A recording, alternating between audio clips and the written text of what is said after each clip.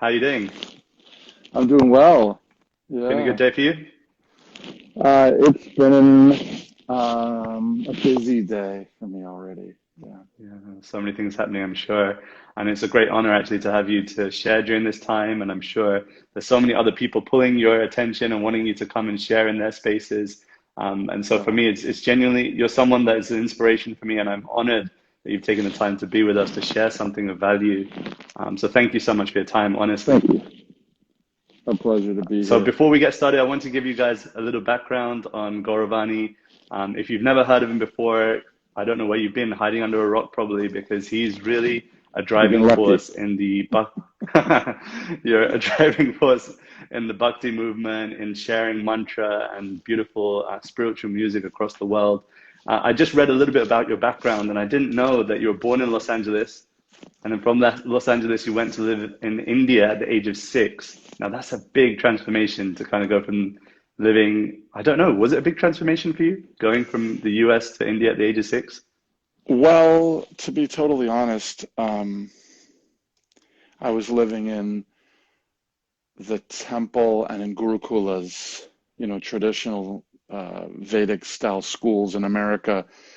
So it wasn't so much of a shift as it could have been to go live in Hmm. India. But like But culturally, was it like, going to India, or was it the same temple life as a child and then moving at 6 years of age? Was it like a climate? so this is like 1983, something Yeah, like that. India was really different than it is now in 83, 82, 83. right. I remember Vrindavan, there was like, there, you couldn't find a phone. There was like one phone place that you would go to make a No way. phone call, and it was just scrub and forests in all directions. You go there now and there's hotels and buildings all around, Right. but it was like you could just see for miles nothing but forest and just kind of deserty scrub in all directions. Yeah, Amazing, amazing. it was And a I very mean, different time. yeah, and I guess the obvious first opening question from my side would be in terms of discovering spirituality then on your own accord, because, it seems in one sense that your parents had kind of your life destined for you to go in that direction. And has there been a rediscovery during your life, or has it always been plain sailing? Yeah, every day is a rediscovery. Wow. I mean, you know, we're we're at an interesting time, having grown up around, we can call it Indian culture, but it's not really Indian culture. Right. It's not from within the culture itself. The culture itself sees itself as a ancient world culture. Mm, And throughout many places in our scriptures, there's discussions about all the kings of the world gathered together, or right. um, from this place and that place and this place, they all came together, and it's describing Russia. Like Prabhupada will sometimes say this describes Russia, and this describes Africa, and this describes, and I guess you could cast doubt on that if you wanted to, but whatever the ancient world was, we're talking about a culture that at least sees itself as prehistory, you Right. know. So yeah, um, I think we're at a time where people like me are sometimes challenged. Like, what right do you have to practice Hinduism? Wow. You know? And the funny thing is, if I was someone who had just discovered it, I might be really put off by that. Right. But the problem is, that's all I know. It's my whole life. This is Yeah. all I've been doing. This is the culture that I was raised with, Right. you know? Probably more so than some of the Indians that are born outside of India, like Maybe, myself. maybe. But I, and so I guess the reason why I brought this up is to say that I don't think that any spiritual culture, whether you're talking about deep-rooted Catholicism or deep-rooted Christianity or deep-rooted Judaism or deep-rooted Islam, is something that someone else can put on you or give you a framework to tell you this is right for you and this is your path to it. It's something that even with a guru, even with a master, you have to find for yourself every single day. Wow. You know, I mean, don't you agree? Yeah, I think so. I think that, um, I mean, I can only speak from my experience, and I think that that's probably not as valuable as yours, but I think that for me, discovering a spiritual tradition, despite being born in the skin that I'm born in, was also a challenge because Sure. it's almost expected that you know your tradition just by the color of your skin. And I was really shocked when I first, came into contact with Bhakti at the age of 16 or 17. My parents were kind of encouraging me, don't get too close. Mm. Something might really happen for you that you lose your You might sense of lose something in the yeah, you might lose process. something, Yeah. right? And so, yeah, it's been, I think, like you're saying, a daily discovery to understand that it's a process that isn't instant. It's not something that you can acquire and say, yeah, now I'm in this and I'm fully convinced, I have full faith. It's a daily process, Totally. you know? And then taking it to the next step, there's not even a destination. Right, right. Because if you read, and one of the things that I think you and I had discussed about chatting about today Mm, is the writings of Srila Prabhupada and rediscovering basically my own parents' guru as an adult. That's what I'm in the process of right now. right. So not to get too deep right away, but reading Prabhupada's writings and translations, he glorifies the gopis, right? The gopis are externally cowherd, kind of semi kind of tribal's not the word, but very rustic. Mm, Like decided to split, and they just put everything they own on bullock cart and move the whole town to where there's better mm, grass for the cows. Like, to be able to do that means you're pretty like connected to the earth and not like connected to a building. You know what I mean? So for people who are right. that rustic, to be described as the greatest devotees of God is like the penultimate, the destination. They're just simple. They're like, they milk cow, they churn butter, Right. so, um, externally, they're very simple people, but their devotion is like an ocean. It's like an iceberg where you see the tip, but then their devotion is this universe below that's ever expanding according to the saints and masters. So, we consider ourselves to be sophisticated people using fancy technology and, whatever. But the scriptures of our traditions tell us that we're nothing compared to the rustic people of Vrindavan, and that their spiritual realization is ever expanding beyond our wildest Mm, imaginations. You know, so yeah, so it's like it's not something that someone can make for you or give to you, and it's definitely not connected to the color of your skin. mm, I think. I mean, just like, it's funny because people, they seem to accept that it's okay for white people to be Christian or Jewish, but was Jesus white? Like, mm, who who says what's okay for one person? Like, so no one has any right to any religion because I'm not a Hebrew tribesman or whatever. mm, I'm not a cowherd from from Brindavan. I have no right. Like, what is, do any of us have a right to anything? The only right. right we have, one might argue, is the soul connection. Mm, mm. Yeah. And I think that that's where we have to, I think there is a process towards that. Like, even when someone I've noticed enters through various routes to bhakti life, then there is kind of this subtle, if not subtle, then it's really gross indication that you need to dress a certain way, speak a certain way, live a Right. certain way. And you kind of have to go through that before you get to a point of thinking, is there anything of real? You have to kind of go in at the essence point. You get kind of blurry in the middle, and then you come out thinking, okay, I need to get back to the essence here. Right. I And think then that that's part of the continuing process, that ever completely. unfolding journey.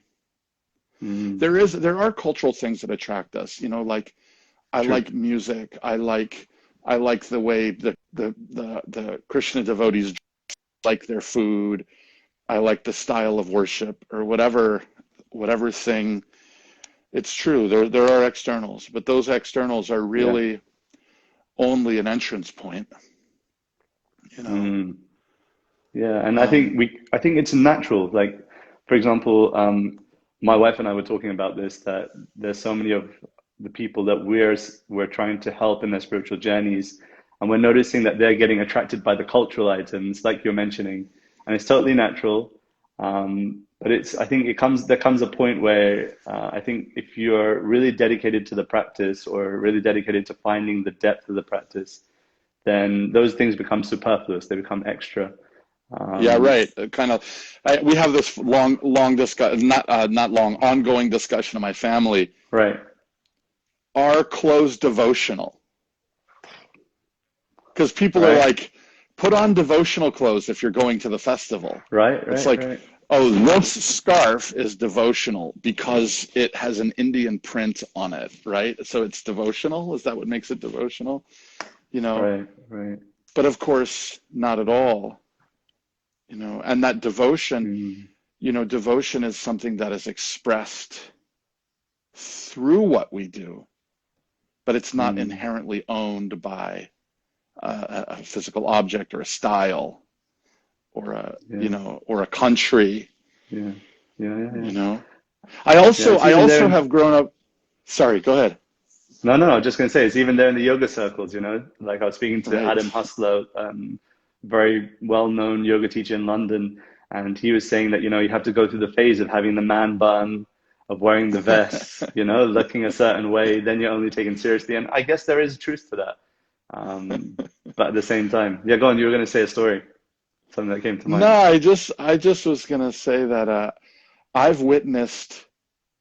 Um, okay, I believe that every spiritual tradition has its own uniquenesses Mm, and special flavor.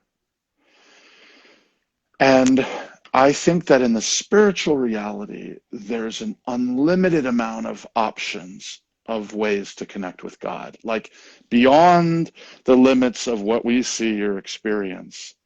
There is God's world, right? We're part of God's world, we're in God's world, but we're in like this tiny part that is governed by certain kind of material qualities. yeah, But when we step outside of this perceivable world, I think it's unlimited what's possible with God. right. So there's room for everybody. There's a joke, some religious, how does it go? Some guy goes to heaven and he sees a sign that says, quiet in this area, please. And there's like a big wall there. And he asks the angel who's walking with him, like, why do I have to be quiet here? And the angel Right. says, oh, behind this wall are whoever, name the group. They think they're the only ones here, right? So we let them keep their fiction to keep them happy. Right. So so I think there's an unlimited opportunity spiritually to connect, and each tradition has its own special beauty and grace. And if we Mm, follow it sincerely and seriously, we will connect with God and go deeper and deeper. Um, so in that sense, I don't think any particular group or race or culture has a, like a hold or what's the word, a monopoly on yeah, God. yeah. Um, However, there are special sweetnesses in every tradition and every style. Um, and and I feel like there's room for everybody, and I feel like within any tradition you'll find folks who don't want to see it that way. Um, Yeah. Growing up in the Krishna community, I've experienced racism from white people against Indian bodied people Mm-hmm. and Mm-hmm. Indian bodied people against white people in the same Mm-hmm. tradition. Yeah. both Yeah, of them thinking somehow or other they have like, the right angle or something. It's really silly and it funny. is. It is. And I guess it's part and parcel. Like my dad is famous for saying, in a bowl of fruit, there's always going to be one that's not ripe.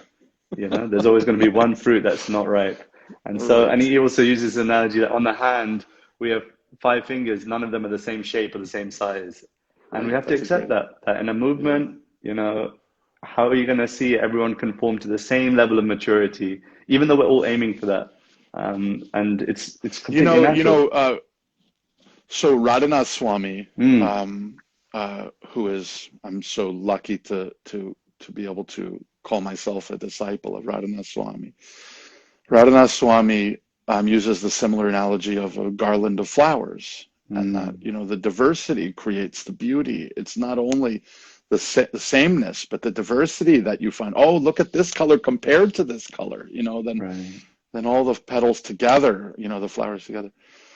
You know, this may be out there a little bit, but going into this topic about Prabhupada's writings, I've been reading a book called Krishna, Hmm. which was produced by George Harrison and Apple Records initially. They funded the printing of this book. And Prabhupada did a pretty incredible thing in this book. Srimad Bhagavatam, which is, you can't see my arms, let's see what this book is. It like takes up this much space on your bookshelf, Right. right? He condensed it into 2 volumes. And what he did was not the whole Srimad Bhagavatam, which is like 5,000 years old at least, Mm, wisdom. He took just everywhere that someone mentions Krishna and anything to do directly with Krishna, and he put it into these 2 books. So what's really fascinating about that is basically he's taking a conversation from thousands of years ago, and he is mm, retelling it in his own words based on the original translation, paraphrasing, condensing, touching on, but through his own ecstasy and experience and vision, everything that was mm, ever said about Krishna in the Srimad Bhagavatam. And he says mm, that in the introduction. He says, what I've done is basically taken everything in the Bhagavatam between this conversation, this primary conversation between this great king who's bitten by a poisonous snake who's going to die in 7 days. yeah. Or he's, to be more specific, he's predicted days by this third day's conversation with Sukadev Goswami. How's our connection? Are we We losing just a we just little? lost you for literally about 10 seconds where you were Oh, speaking about okay. the Bhagavatam.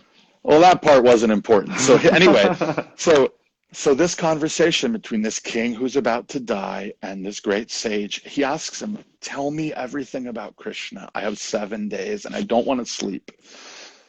So all of this conversation and the surrounding conversations he puts in one book. And one of the fascinating things about this ancient book is it gives you a glimpse into the living culture. We sometimes think that the culture that exists in India is like the same as Vedic culture, but it's Mm, not. Vedic culture mm, is is like, it's like what's happening in modern Egypt and ancient Egypt. They don't really have anything to do with each other. They're one's derived from the original one, but they're not, you know, Hindi, the modern language of most of India, uses the Devanagari script, but it's not the same right, language. There's some right. That's a words really that good connect, but it's comparison. not the same language. If you speak Hindi, you can't speak Sanskrit, right? Yeah. Um, so so it gives you this glimpse. Where I'm going with this is reading Krishna book, especially because it's so old. It gives you this glimpse into Vedic culture. And it's Mm, really fascinating. The primary thing just about the culture in general that I'm receiving from reading this is that everybody tolerated each other. right. They were all so different from each other, and they had space for each other. Wow. Obviously, there's bad apples, like, your dad's analogy. There's a couple of unripe fruits all the time. But basically, Right. everybody made space for each other. There's like all these descriptions where, there are festivals where all these people come together and everyone goes bathing in the river together. And, there's this one specific part, which I found so fascinating. It is in the section, if you ever want to look it up, anyone wants to look it up, it's in the section where right after King Yudhisthira performs the Rajasuya Yagya. And afterwards is a big celebration, and they all go bathing in the river together. And some of the people, the kings and queens and other people, everyone together, they're all like smearing powder on each other's bodies and wetting each other down with all kinds of like, sacred substances like kumkum and sandalwood Mm. paste and all this stuff. And it's described that the queen's dresses start to become transparent from the water. And it's described, the men and women are smearing the stuff on each other. And then Prabhupada says, some of the people in lower consciousness, they became agitated and kind of stressed out by this scene. But then he Mm. says, but those in higher consciousness, it didn't disturb them and they carried on with their activities. So in other Wow. words, it wasn't like everyone was all stressed out and like full of, guilt and anxiety for, everyone was just in their space. And if somebody was disturbed by something, everyone just tolerates it. Somebody else, there's a room in a spiritual society Wow. for everybody. Does that make sense? That, such a great analogy, such a nice way of saying it. And I totally agree with you, totally vibe with exactly what you're saying. Anyone that's watching, And tell and us what your thoughts are. specifically, sorry, just there's a delay here, so forgive me. But just No one worries. one thing to add, Prabhupada specifically says that even though the men and women were kind of like, putting stuff on each other's bodies, and some people were bothered by it, they carried on doing it because they were in the right consciousness and it didn't bother them. In other words, they didn't stop doing something because someone else was accusing them Yeah, of. Do you see what I'm saying? completely, completely. And there's this famous thing that Bhakti Tirtha Swami says that Prabhupada created a house for us all to live in, a house Mm, where every single person, regardless of what level or stage you're at, even if you're undisturbed, whether you're disturbed, no matter where you're totally. at. And I think that's the beautiful thing about this whole I don't know how to call it, family of bhakti, that no matter who Yeah, you are and what your offering is, there's room for you. No matter what your yeah. style is, you don't have to be discouraged. You can find a clique and, go and do your thing. I read, speaking about trying to connect with Prabhupada's teachings as an adult, there's another Mm, little set of books that I've been quite into called Prabhupada Nectar. These okay. tiny little red books. Oh, yeah, I've got this, Yeah. Oh my God. Anywhere you open those, fantastic. right? So at one point, someone writes a letter to Prabhupada. This all this book is just little tiny like moments of conversation or snippets. And someone says to him, a letter, I'm discouraged by the people that I'm with. And Prabhupada says the main thing is to cooperate together. Mm, And then he says, if you can't cooperate with the people that you're with, go somewhere else and find mm, someone else and cooperate with them. But it doesn't matter. The main thing is cooperate. Find some people to cooperate with, totally, totally. you know? Yeah. I There's mean, room, like you're saying, there's room. yeah. I think with my connection with Prabhupada, A.C. Bhaktivedanta Swami, anyone that's watching that doesn't know Prabhupada, who Thank we're you. affectionately calling. So my connection with him has always been one of amazement because I think my first connection with Bhakti, with the Krishna consciousness movement, was through seeing videos on YouTube. I remember as a child, like I was really annoyed that I just didn't feel my parents' generation knew about this culture or knew the answers to life that I was searching for, even as a teenager. And just watching his style, his approach, his love that's conveyed through these amazing videos that are on YouTube, by the way. If anyone just goes onto YouTube and checks out Srila Prabhupada, just type that into YouTube, you'll find a ton of videos. I just fell Hmm. in love with the way in which he approached people with love. And then it That's such became a a nice case, point. it became a point of, me not necessarily knowing and loving all of the teachings yet, but just loving the person that was giving the teachings as a first. And I think that's That's an so entry point. important, Yeah, I mean, everything comes down to relationship, you Right. know.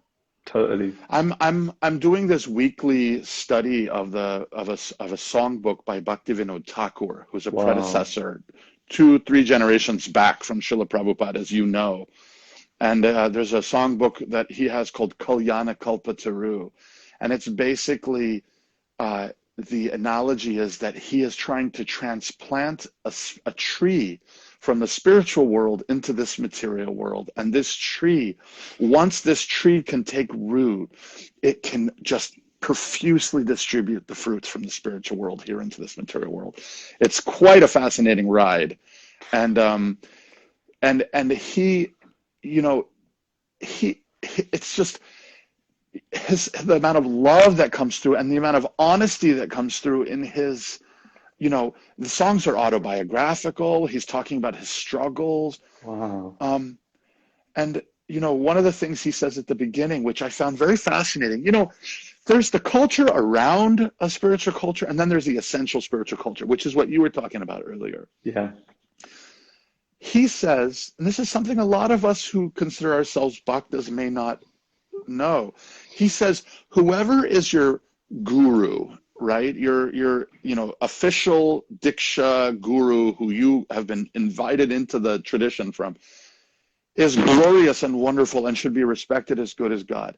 But then he says, it's the shiksha gurus, the gurus who give you friendship, guidance, instruction, and love and encouragement, Mm. who are more important. Yeah. Yeah. Yeah. And he makes this very clear. He has one verse for the diksha and 2 verses for the shiksha. And he specifically says the shiksha is more important than the diksha Wow. in our tradition. Wow.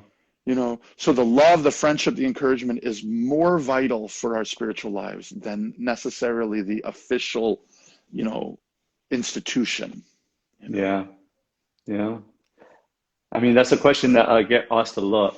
A lot of people that are watching, for example, I know that I don't want to give names, but there's some beautiful people that have joined us that are part of our daily sangha. And one of the common questions I get is about how do I find a guru? How do I find a teacher?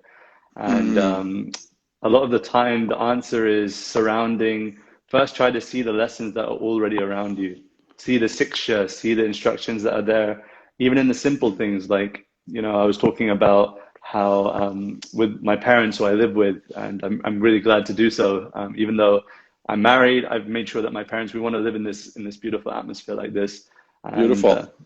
for Very me, it's Vedic. I'm trying. But it's a lesson You should even. all rub sandalwood on each other's bodies, no I matter think what your neighbors say. I might get agitated. Yes, that's another thing. Yeah, right. Um, so the Yeah, idea that totally. No, when I heard that story, I was like, I'm the guy who's getting agitated. I'm the guy who's tell me. complaining about the queens and the kings all rubbing this stuff on each other.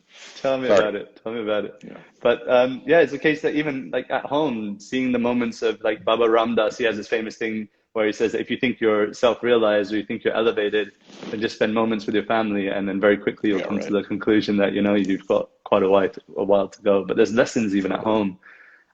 So I'm vibing with that. Lovely to see so many of you guys here, by the way. If you see anyone Gaura Vani that you see that you want to give a shout out to, please do.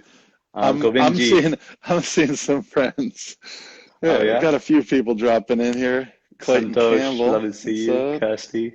Yeah, Guys, all if you've these got any friends, lovely questions, friends. any comments, any thoughts on what we're talking about, please drop it in the comments. We love all your amazing encouragement, appreciation, but let's hear some Absolutely. thoughts. Let's hear some thoughts. What do you guys think about these concepts of, not judging others based on the external dress, but looking for the essence? We talked about, this concept of the teacher being prominent, but also seeing that this is an opportunity for us to take instruction from all living entities, perhaps even Siksha. So let us know any thoughts. That's You're an pulling an that's instrument, another so I feel like beautiful something's thing coming. that just getting ready. You never know when a Yeah, song's gonna hit you.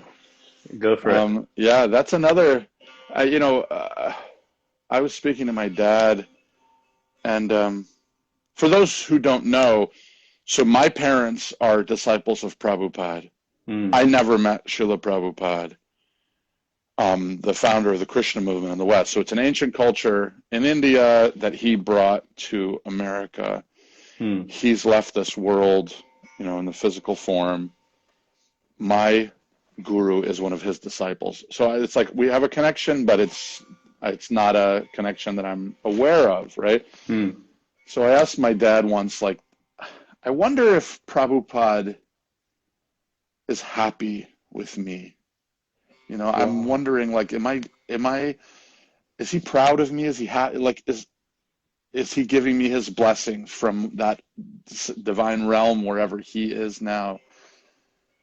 And my dad was so effusive. He said, there is no way that Prabhupada is not covering you with blessings and just Mm. showering you. And he said that Prabhupada, even someone who would do the tiniest bit to try and bring, bhakti into the world, to serve others, to try and uplift the consciousness and bring people's awareness towards Krishna, even the tiniest bit, he was so happy. So Mm. there's no doubt, my dad said, Wow. which was so Well, that nice to gives me hear. hope. That gives me hope that there is a chance for me. Yeah, Sat here in London trying to yeah, make me something too. happen, but who knows if anything is actually pleasing to the spiritual teacher, to our guru. Yeah, it's everything is contained in the moment right now.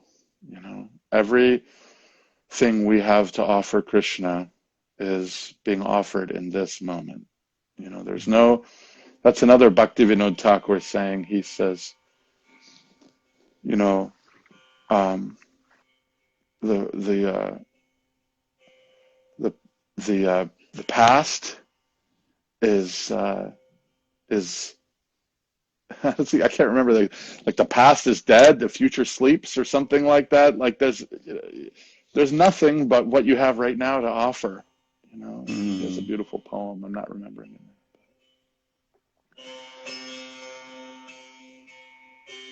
Can I sing a little bit? Sing a Please. little bit for I you? feel like the crowd would hang me if I didn't allow you to. Hang the DJ, hang the DJ, hang the DJ.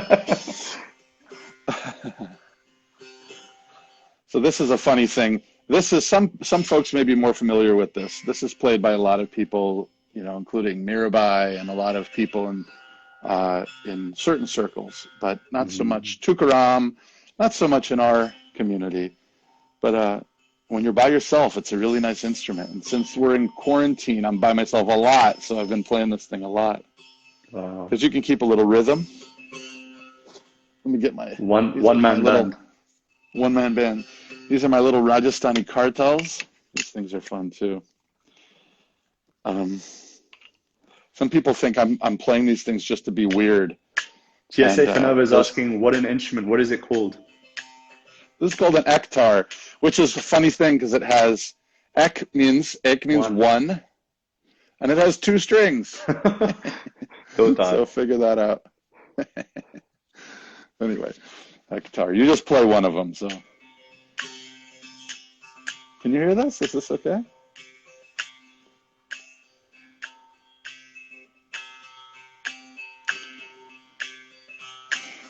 Govinda Hare Gopala Hare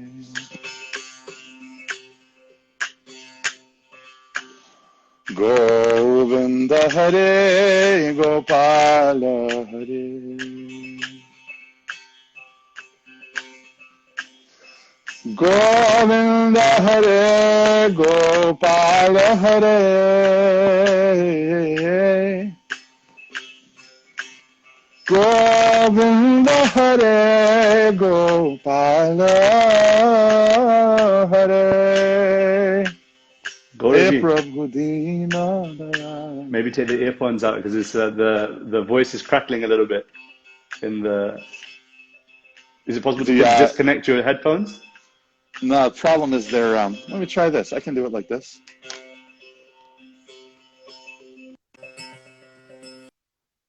Is this still Yeah, working? yeah, yeah, yeah. A little better? Yeah, much better. Govinda Hare Gopala Hare. Thank you. He Prabhu Dina Dayala Hare. Jai Rama Hare, Jai Krishna Hare.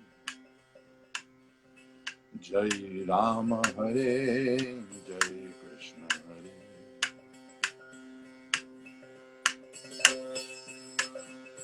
Jai Rama Hare, Jai Krishna Hare.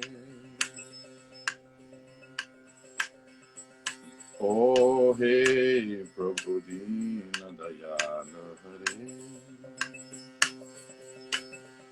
Govinda Hare Gopala Hare. Govinda Hare Gopala Hare.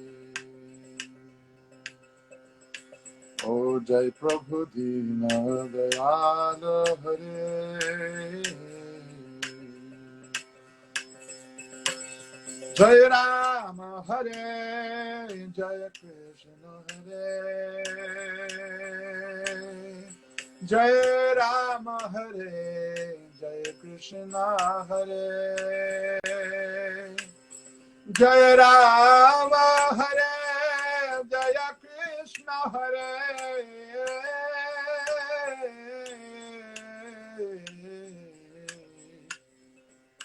Hey Prabhu Dina Dayala Hare.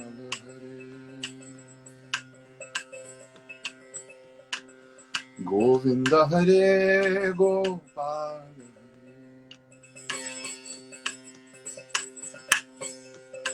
Govinda Hare Gopala Hare. Hey Prabhu, Hey Prabhu, Hey Prabhu, Dina Dayala Hare.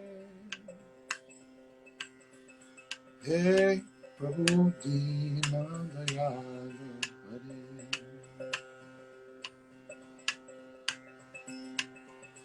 Jai Rama Hare, Jaya Krishna Hare.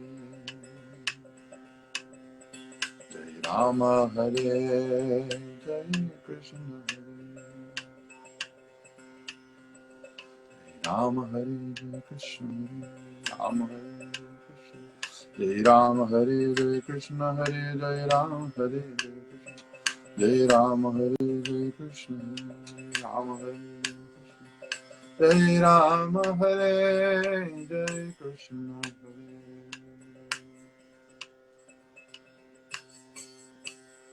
Hey Prabhu Dina Dayala.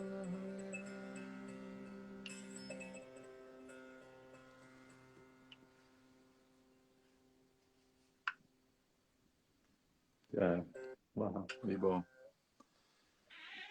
It's funny when you start singing a holy name, you feel that everything you said before that was kind Extra. of, yeah, maybe a little unnecessary. It's always the case. Let's see. Always I the have case. a beautiful, talented friend, Ashutosh, who's in this conversation here. He's an incredible violinist. Oh, You should have him come play violin for you sometime. Ashutosh, connect up, drop me a DM. Let's make it happen. Yeah, so many talented, wonderful people in this conversation. Yeah. I wanted to ask you about navigating the space that we're in, transcending, I think, as you put it, an ocean of misery. How to do this? Is there hope?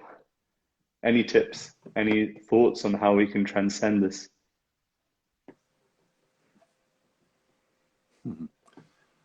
Um,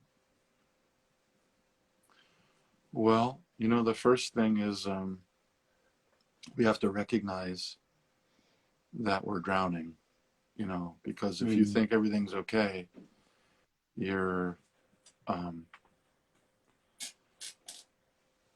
you're in more trouble than someone who's, drowning but trying to save themselves.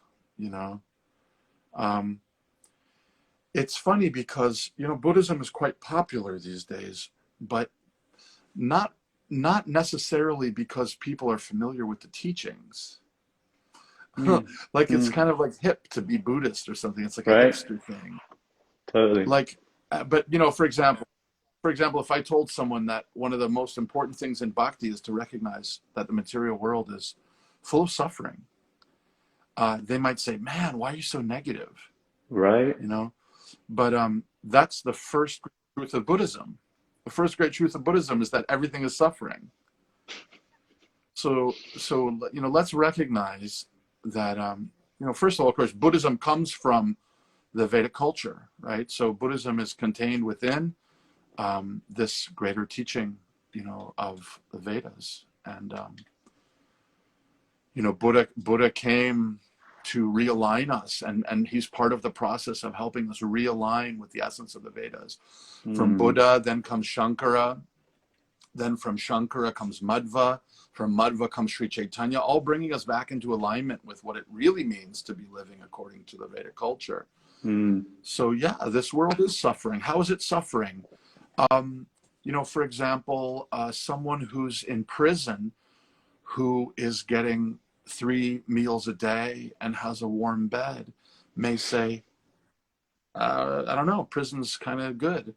mm, But if you can explain to them how they aren't free to experience and explore and meet with and taste and travel, these things that we free people take for granted, then they might start to recognize, wow, there is another level of existence that I'm not aware of.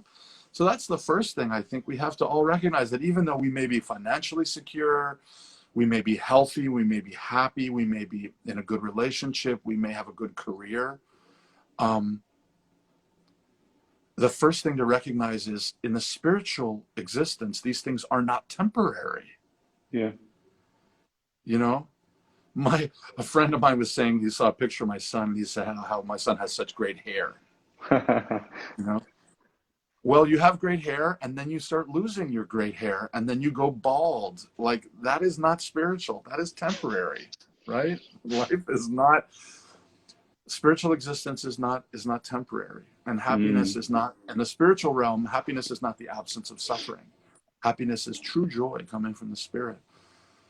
So wow. if at first at least we can recognize that actually, yeah, there is suffering around us. Why do we have to grow old? Why do we have to die? Why are we always drawn to beauty when there's so much ugliness around us? If ugliness was the status quo, why aren't we just satisfied with ugliness?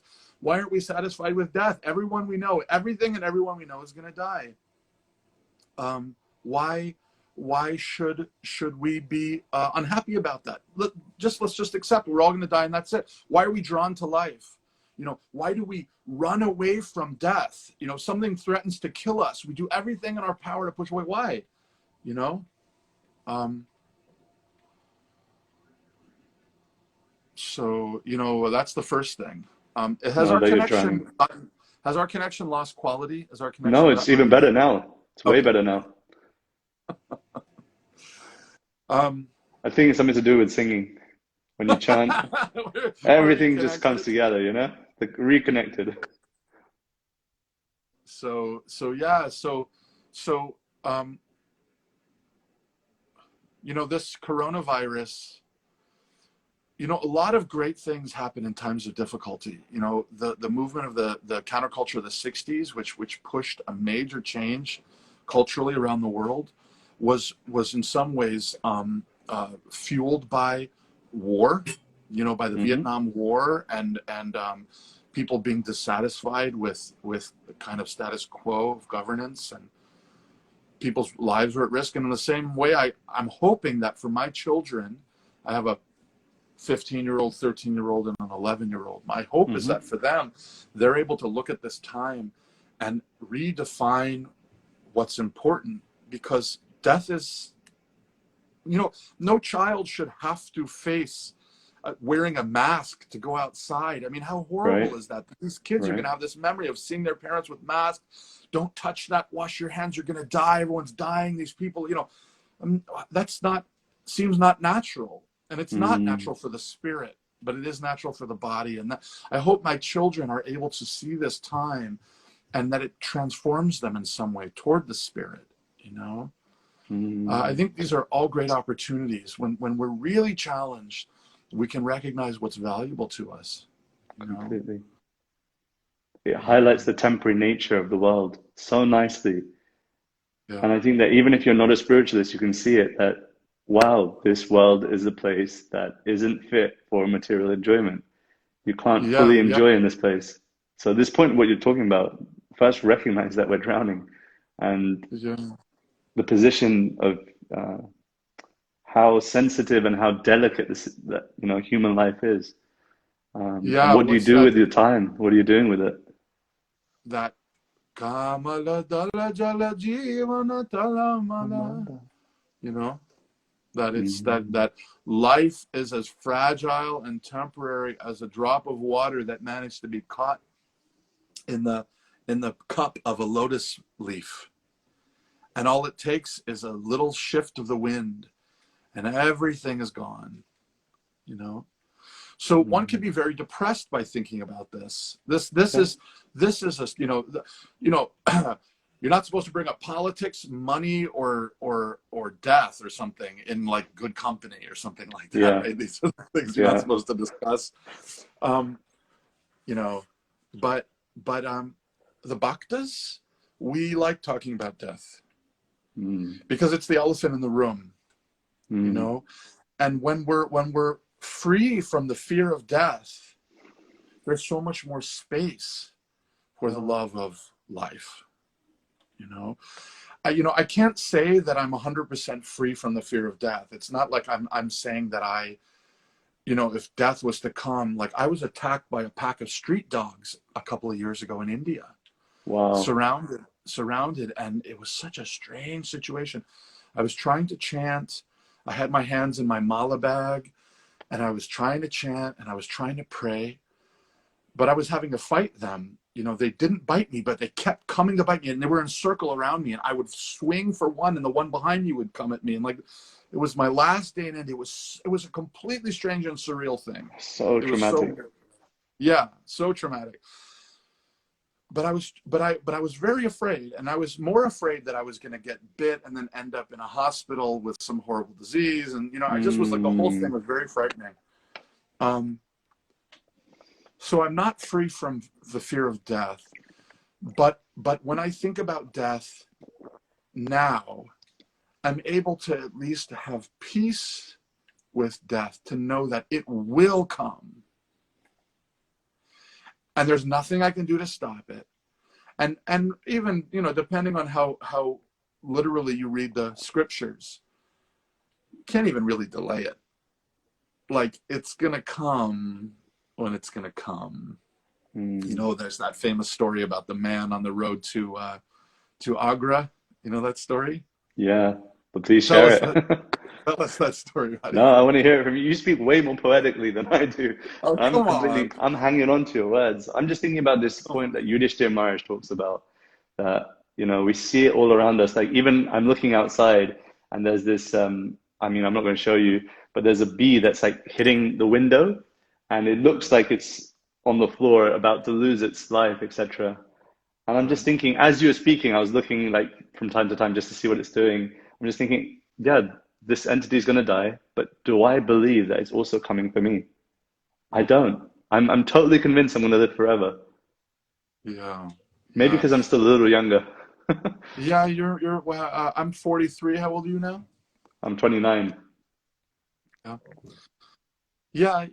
I mean, there's a lot of wonderful reminders that you're gonna get, and they come. Mm, They come as a gift. They are a gift. And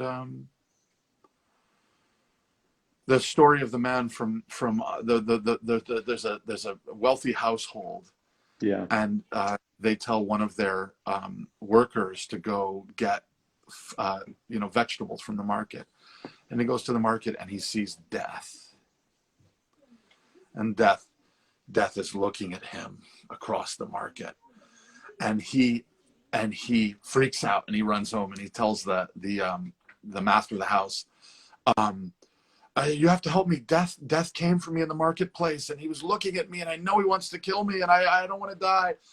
And the head of the house, wealthy, powerful man, he says, that's it. I'm not going to let this happen to you. And he says, get on this horse, and you go as quickly as possible to our house in Agra.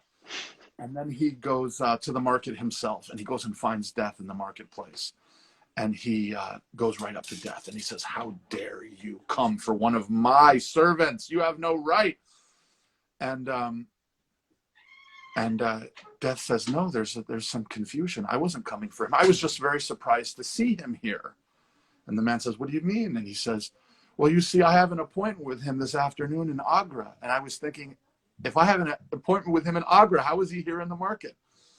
So, of course, cheating Death only pushes you closer to Death. He was going to meet him in Agra, and that's why he's on the road to Agra, right? It's going to come, and it's going to come. Yeah. Not a second sooner or later.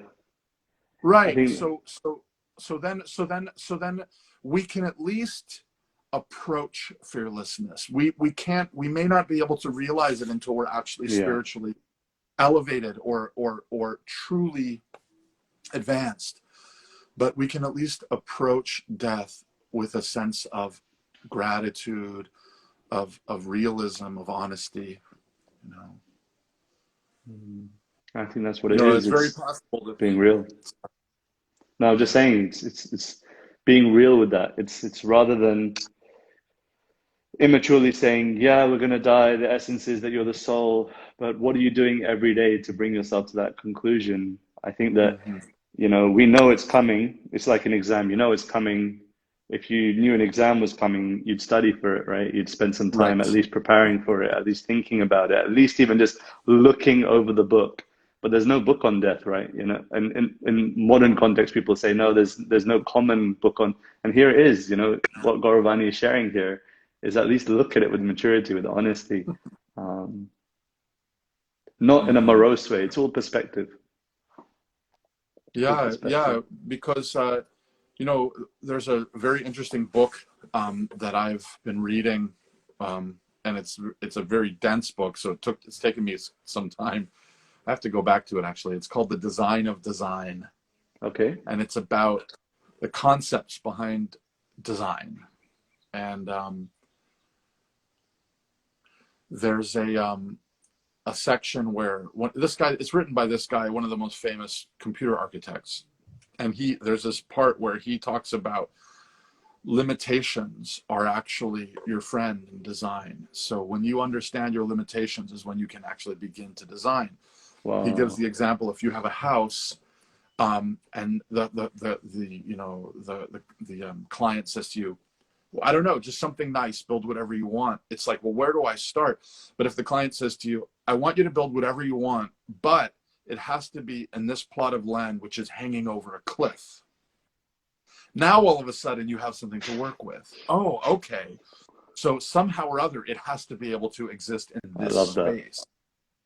So one thing that I think about when it comes to death is that we have a clear limitation that's been given to us by Krishna, or whatever name you want to call our beloved Lord. Yeah. So death, here it is, birth and death. These are two bookends, and what you do in between is a little bit, it's a little bit up to you.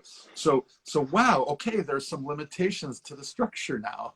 Like death is a final point where we are able to build our life into that gap. Wow. So I think that the fact that every single one of us is going to have this experience that we get to share, I think that is it's a sign that there's a very important lesson there for all of us, that we all have to learn, every single one of us. There's some magical thing that happens that is required for all of us. Turning away from why is death coming to me, rather look at it, what is death trying to teach me? Right. Beautiful way of We saying it. spend a lot of time thinking, why coronavirus? Why me? Why why is this happening to my financial situation? Why? It's rather, what is this trying to teach me? What can I learn from this? And yeah. There's a beautiful verse, I believe it's 424 in Bhagavad Uh-huh. Gita.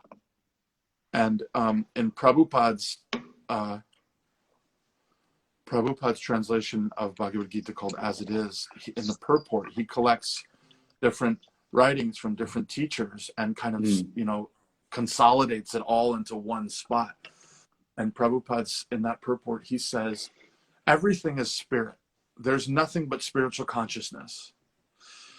But if you see it from the perspective of how can it gratify me or please me, it becomes matter.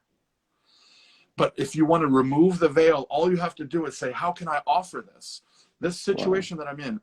What, like you said, what lesson, or how can I offer this up? How can I take what I'm given and give it as an offering to others, to the world, to Krishna, to my friends and family? How do I use this as a blessing? And Prabhupada says it immediately lifts the veil of matter and everything regains its original spiritual nature, simply by trying to turn it into an offering. An offering. Wow. Wow. So like you're saying, how can this coronavirus time be? I mean, it is going to end. And the question is, will any of us have gained anything from this Right. time? That's the important question. That's the important question. Well, I hope you guys are gaining something here because we're almost slam out of time. And I feel like we just got started. I think the beginning was like a precursor. And then as soon as you started singing, I feel like the conversation opened up and there was something really flowing. So if you guys enjoyed this, yeah, you're doing a wonderful thing. And thank you for giving the opportunity to so many to share and to, really what this is Sangha. It's allowing us to come together in Sangha, this is it. and create those bonds of spiritual love that are stronger than anything that's tearing us apart. Completely. And I hope you guys will please encourage Gaura Vani to do more speaking because I think that he speaks so poetically.